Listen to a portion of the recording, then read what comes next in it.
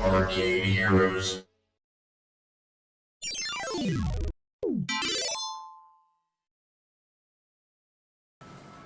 Greetings, gamers, and happy Groundhog Day. I didn't pay any attention to the news because I generally don't care if the groundhog sees its shadow or not. So I don't know what happened there, but happy Groundhog Day anyways, and hopefully nobody out there gets stuck in an endless loop until they get a heart of gold. But we've got some arcade news to discuss today. January was a little bit slow for such news, but also I was hit with some pretty nasty flu, and also been stuck with a persistent cough. So when I talk a lot, I end up coughing. So hopefully there's not too many jump cuts here, and I'm also got a cough drop. But let's get into the news of two games that were actually released last month, but I didn't get details on them until yesterday or today. So technically this is January arcade news. But first off, let's start with Andamiro USA and the release of Bobblehead Baseball Versus. And in the post, I get into a tiny bit of history of baseball in arcades, in parts because this game you see here, Sega Card Gen MLB, was the last time that a video game involving the sport had been released.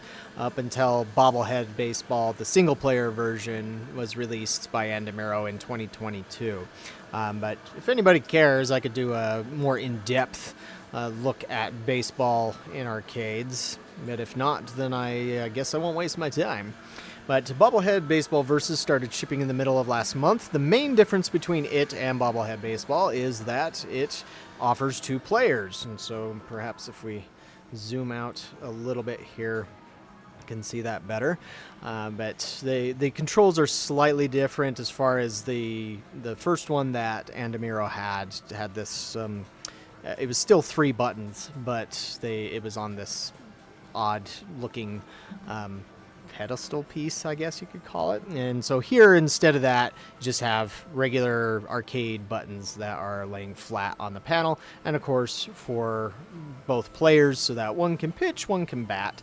And this also does feature licensed likenesses of real Major League Baseball players. Unfortunately, I don't follow baseball these days like I used to back when I was a kid, and I was on a junior league team and I collected baseball cards and stuff, but that's been a long time, so I don't know who these people are. Sorry for any baseball fans out there, but I'm sure you do, and so if you feel the need, you can comment below as to who they are. But I got a chance to play this at IAPA 2023. It's a fun game. It's obviously very simplified as far as baseball goes, as you're just hitting these targets in the back, and depending on what type of target you hit, whether it's out, single, double, or triple, home run, that will, of course, convey what happens in the game. And so the innings do go by a lot faster than real baseball, of course, so it's not like you're going to be sitting there for hours on this game. But yeah, it's just simple, fun baseball, and it's more fun in 2 players. It supports both amusement-only play as well as video redemption, or videmption play, as I like to call it. And so you could just change that if you're an operator within the settings. But one of the things that also appeals to me as an operator is the price. The price on this is somewhere between $6,000 to $6,300. So 63, maybe 64 on the high end. It just depends on your distributor as to what they're going to charge for it. But that's a fantastic price these days, because how many games are out there for the $6,000 range or less, or slightly higher? I could probably count on one hand at this point, whereas 5 years ago there would have been more options than that available, or at least closer to that. price. But these days, most things are even way above 10,000. There's a bunch of games above 20,000, and so that's where, from an operator perspective, that's a great buy. And given its size, it can go into pretty much any arcade, like a street route operation, or bowling alley, movie theater, gas station, even. Maybe a baseball stadium, if they have a game room sort of place set up. It would be a good idea to have this there. But that's Bobblehead Baseball. Let's check out the next game. This one was a big surprise, in part because the story about this, we first reported this back in May of last year, and Jay Devi, the eagle-eyed, astute reader to Arcade Heroes, sent me this picture that he had found of T-Rex Adventure VR, as it was called at the time, on tests. It was at Interium in Illinois, not like a Dave & Buster's or something.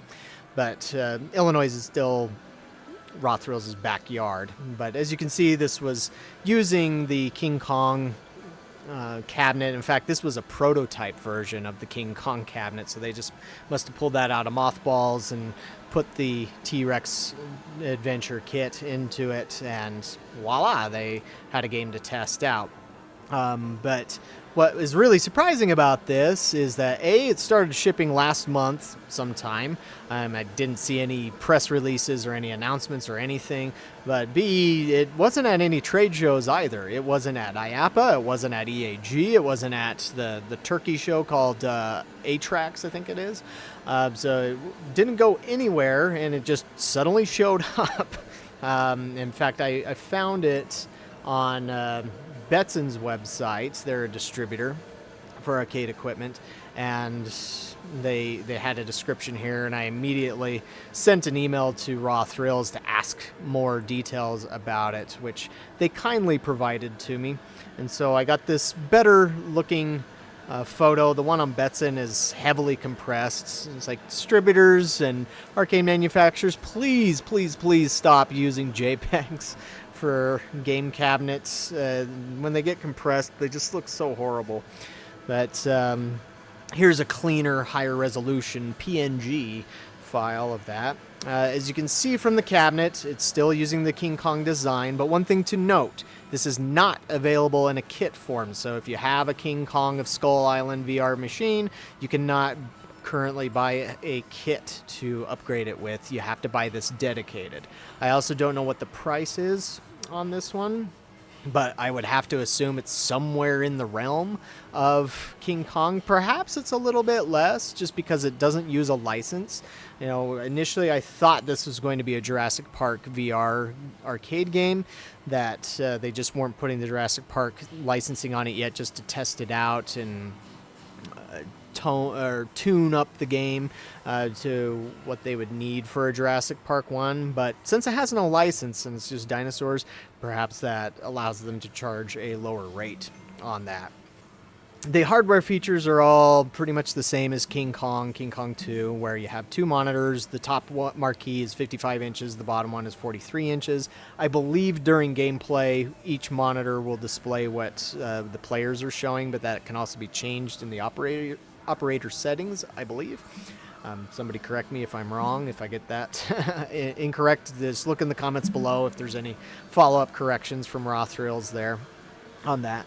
It has a motion-based seat which uses air bladders. It uses HP Reverb 2s with what it says protective armor, which means that it has additional padding, additional stuff to it so that they don't break as easily. One of the major fault points in any VR arcade game is the cable that attaches the headset to the machine, and so perhaps that has just extra stuff in it to make it stronger, better, faster. It also has wind effects. It also has the gesture motion tracking to track your hands and their precise position within the game.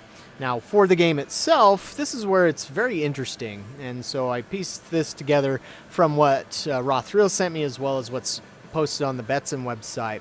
where it says that it comes with 4 levels. Those 4 levels are Escape T-Rex, Deep Dive, Soaring Safari, and Murky Marsh. They each last about 3.5 minutes.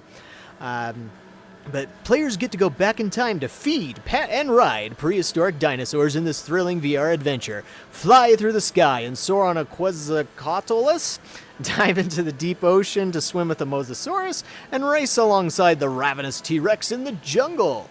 And then it includes elements where you can swat at either attacking creatures or probably like bones or rocks that are falling on you, or maybe falling on the baby dinosaurs.